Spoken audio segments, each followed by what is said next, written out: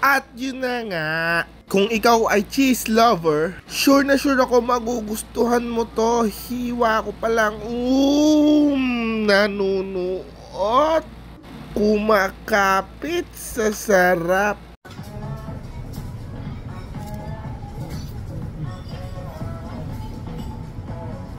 Sarap. Grabe, sobrang solid ng cheese overload dito. Yung taco nila, pagbitin ka pa sa cheese, meron pa sa gitna. Grabe, all meat, tapos 3 klaseng cheese, tas ang daming mga seasonings at veggies.